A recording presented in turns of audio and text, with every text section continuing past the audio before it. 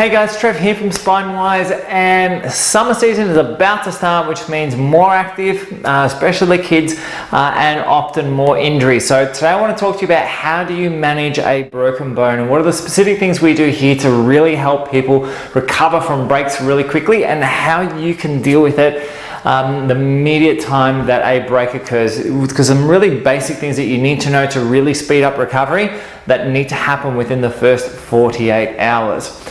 So likewise guys, if you love our videos, please like our page, share them around with your friends, subscribe to our YouTube channel and turn on notifications, and we'll keep you up to date with everything that we put out.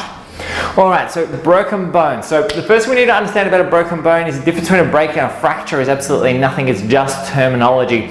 We have all different types of fractures or breaks. We have hairline fractures, we have what we call spiral fractures that go around the bone, we have open fractures where we have tissue opening. What we're really talking about is just broadly, nothing that comes out of the skin, just broadly with the bone itself, nothing that is severely displaced. Severe displaced breaks often need to be pinned, and that requires surgery. So I don't want to talk about that so much. We're just going to talk about how to manage a simple break, which is the usual kind of break that most people have. All right, so three key stages that we need to look at when we start talking about broken bones. So the first one is the immediate one. What happens the moment that you break a bone? What do we need to do? So the first thing that happens when we break a bone is that the ends of the bone need to be put back together. In other words, they need to be held together. For that to occur, we need fibrous tissue to be laid, kind of like a little bits of cotton to be put between the bones to hold them together so we can start mending that. That whole process occurs because of inflammation.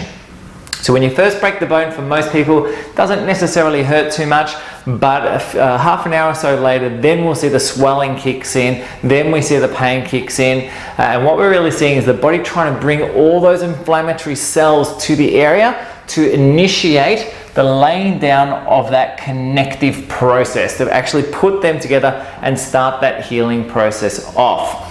So during this time, this is really important that you need to understand this, and that is that you must immobilize the area.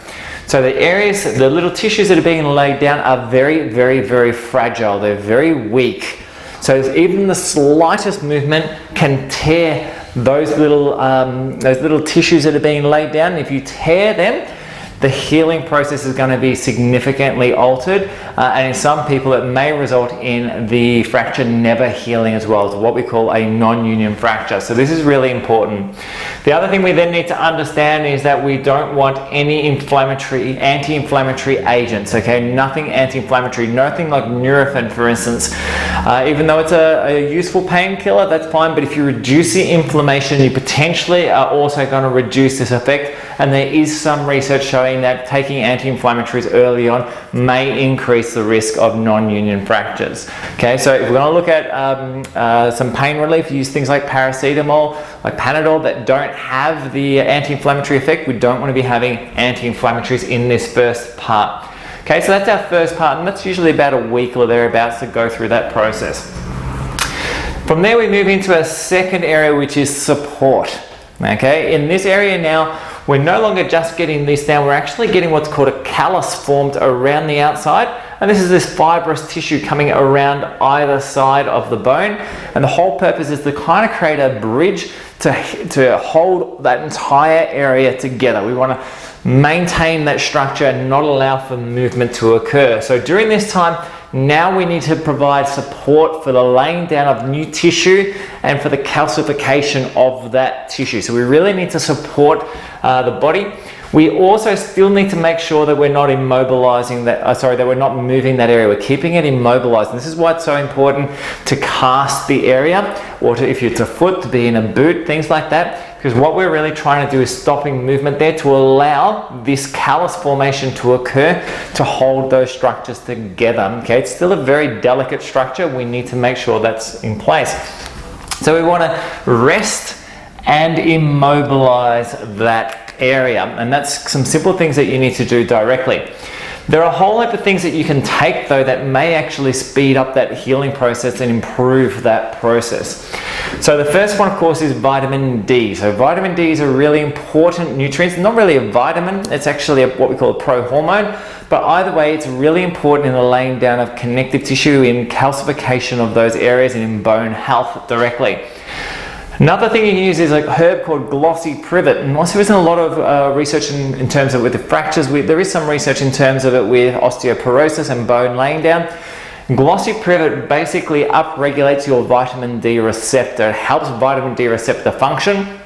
And as you use that, it'll make the vitamin D a little bit more effective.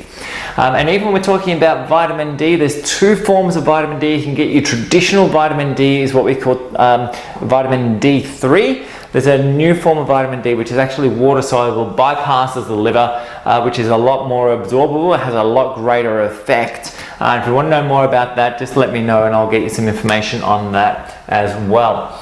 The third thing is comfrey. Comfrey is an amazing herb. Please don't ingest it. It is actually quite toxic to ingest. Comfrey you mix at a 1-to-1 ratio, 1-to-1 with moisturizer. So get a nice clean moisturizer.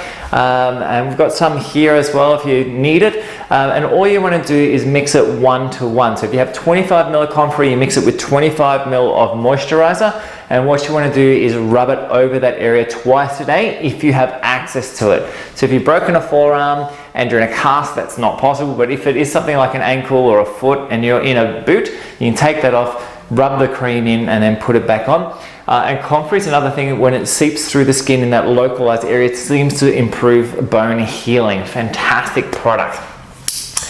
The new type of kit on the block is our collagen peptides. So these are specific types of proteins, and I'll put some information out for you this week in regards to some of these proteins that work really, really well. But these collagen proteins, there's a substance known as Fortibone that's been produced recently. It's a patented product. It's just a specific form of collagen which has been shown to do great wonders for bone healing and bone growth, especially with things like osteoporosis and the like. So potentially that can also help with bone repair as well. And the final thing we want to look at is getting oxygen to those tissues to stimulate growth as well. And that's things like mild hyperbaric therapy, which may potentially help. There's not a lot of research on it, but may also help with that. We do know that there is some evidence early on to suggest that mild hyperbaric therapy may help even when bones haven't united at all. So we've got non-union fractures. Potentially that may actually speed up that process. And we've seen some amazing changes with people with non-union fractures in the past using hyperbaric as well. So this process here, forming a callus, this is we're looking somewhere in the order of about our 1 to 4 or 5 week mark, depending on the type of break you have and where that break occurs.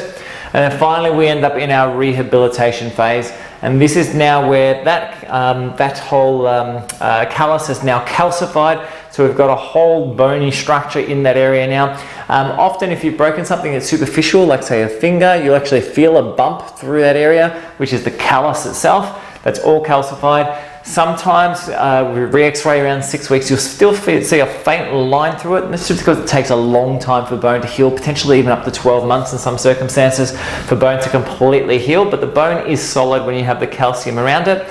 And now we need to start rehabilitating that area. So we need to start loading the bone up gently, that is not going out and pounding it, loading it up gently to try and stimulate some strength and growth. And the other thing we love doing with people with this as well is laser guided biofeedback. So if you have done something like a foot that you've broken, we attach a little laser to it and we get you to do movements with your foot whilst you move the laser on the wall, the laser pointer on the wall, and by doing that you give the brain biofeedback as to whether or not it's moving that limb properly and whether it's functioning the correct way. And that very, very rapidly speeds up the rehabilitation process because we need to get the sensory mechanisms working again in order to maintain good neurological and joint health heading forward. Anyway guys, that's a quick breakdown on how you can look after and how we look after bone breaks through here. Again, there's a whole lot of different type of breaks that you can have, and all need to be modified slightly in their management. But this is a nice simple way to go about dealing with broken bones that are quite simple in nature. If you have any questions with that and you want to know more information about any of those things, please just post up below or send me a personal message. More than happy to help you guys. Otherwise, if you don't have a broken bone, hopefully touch wood that you don't break one. But if you do know, hopefully this arms you with the knowledge that you need to manage it in the right manner, right from the word go, and get back doing the things you love as quickly as possible.